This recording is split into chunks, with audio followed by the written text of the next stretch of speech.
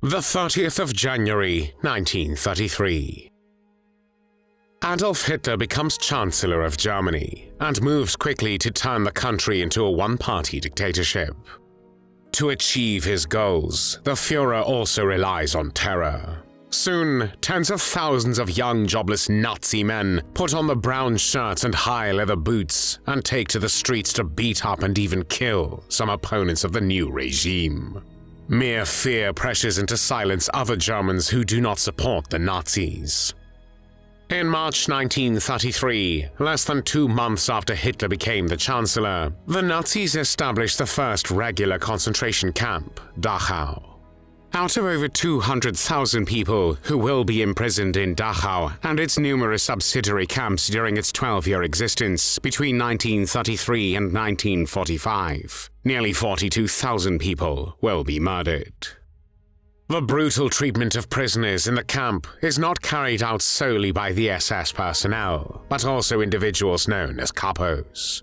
These trusty inmates are appointed by the Germans to supervise and control their fellow detainees, and are often as brutal as their SS counterparts. One of the most feared kapos at Dachau is Christof Knoll.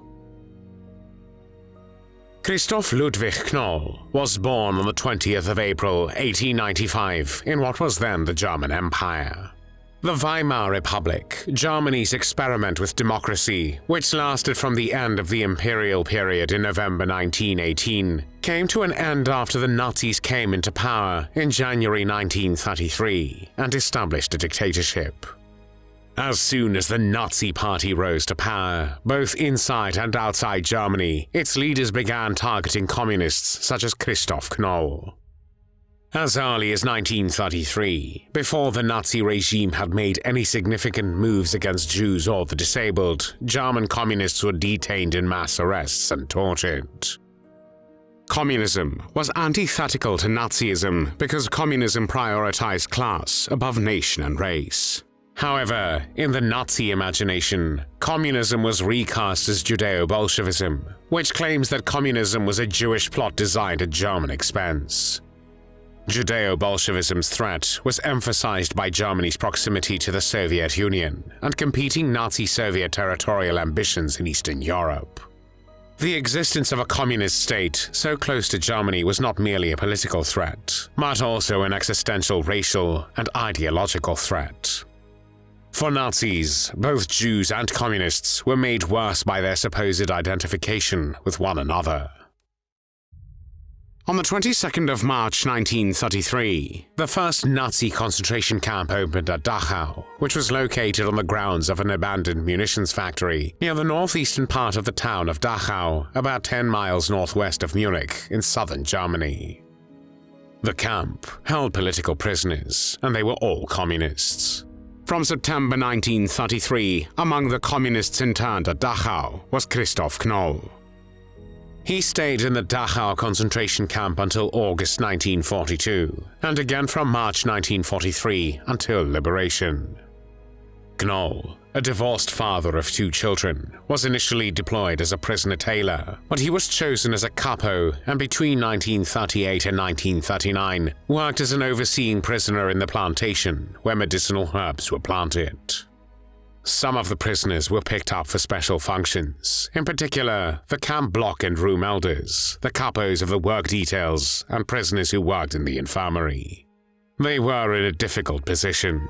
If they did not obey or carry out the orders of the SS correctly, regardless of whether they threatened the health or even lives of their fellow prisoners, they risked being punished themselves.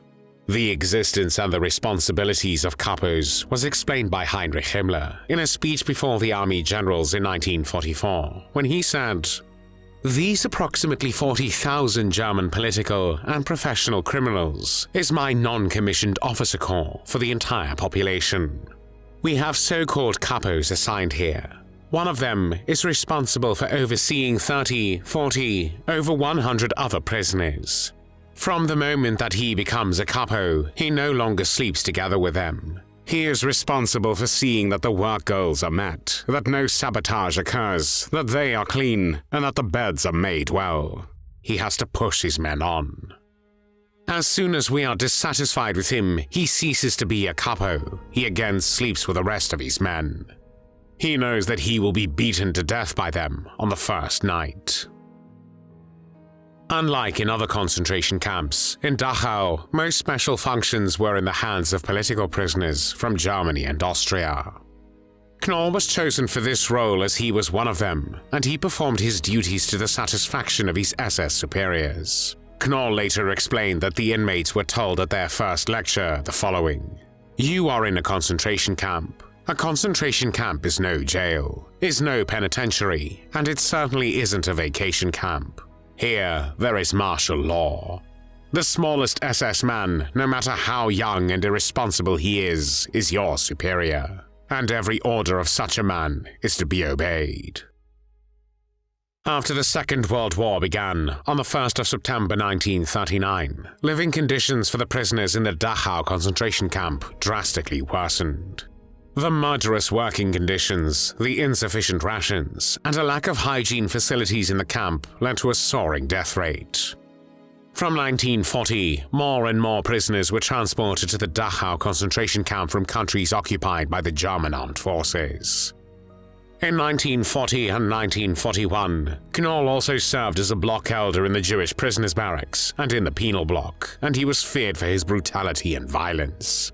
He beat many prisoners to death. He was in charge of the work detail at the gravel pits. His detail was composed mostly of Jews from Poland and Hungarians who were very thin and sick, since they belonged to the penal company. The other members of the detail consisted of inmates from the penal company, which was composed of those prisoners who had broken the camp rules. When Knoll's details returned from work, a cart upon which the dead bodies were piled accompanied him. Knoll would remark, "Well, I accomplished that today." He would brag about what he had done and indicate that he had killed so many people. Erich Kulka, who was a prisoner in Dachau from 1940 to 1942, later shared his experience with Knoll. He recalled, "The floor was polished. We weren't allowed to enter the room with our shoes. Knoll suddenly shouted, 'Let's go! Punishment drill in the yard!' And the room staff began beating us with clubs, and we had to run fast. And so we ran out barefoot and got totally dirty. And then we came back and naturally made everything dirty. 'Lick it up! Lick it up!' he shouted, and so we used our tongues to lick off the filth. And they beat us, and a few people were beaten to death. That was the Knoll conditioning." On one occasion, in 1942, Knoll said, "We German political prisoners are decent. All others in the camp should go to hell." As a block elder, Knoll beat people, especially Czechs, on the punishment bench. These beatings were unofficial and were performed because of his position as a block elder.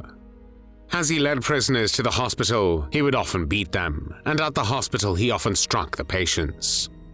At one time, in 1944, Knoll went into Block 16, where he beat a pole with the leg of a chair, and thereby caused the pole to collapse. In the summer and fall of 1944, to increase war production, satellite camps under the administration of Dachau were established near armaments factories throughout southern Germany. Dachau alone had some 140 subcamps, mainly in southern Bavaria, where prisoners worked almost exclusively in armaments works. Thousands of prisoners were worked to death. In July 1944, Knoll arrived as a Kapo in Karlsfeld, a subcamp of Dachau, and then in February 1945 in the Mühldorf subcamp. The Mühldorf camp complex in Bavaria, a satellite system of the Dachau concentration camp, was established by the SS in mid-1944 to provide labor for an underground installation for the production of the Messerschmitt 262, a jet fighter designed to challenge Allied air superiority over Germany. Conditions at the Mühldorf complex were dismal. Prisoners in the forest camps were housed in earthen huts, barracks partially submerged in the ground with soil-covered roofs, designed to camouflage the structure from Allied aerial reconnaissance. Prisoners frequently worked 10 to 12-hour days, hauling heavy bags of cement and carrying out other arduous construction tasks.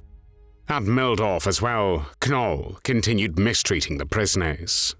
In late April 1945, as the US Army approached the camps, the SS guards forcibly evacuated some 3,600 prisoners from the camp on death marches. The Second World War in Europe ended on the 8th of May, 1945. 6 months later, on the 15th of November 1945, Christof Knoll finally faced justice for his crimes when he was tried at the Dachau Trial, which began on the 15th of November 1945. During the trial, he admitted having slapped a few people, claiming he did so to save them from being punished worse.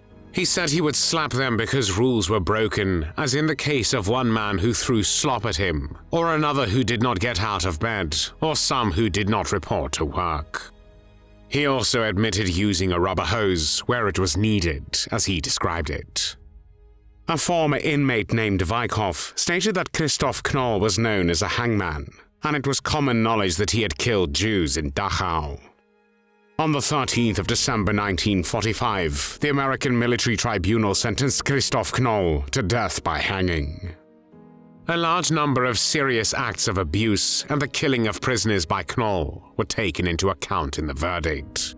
The sentence was carried out in Landsberg War Crimes Prison by British executioner Albert Pierpoint.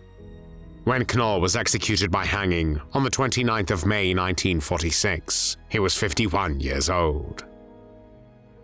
There were no tears shed for Christof Knoll.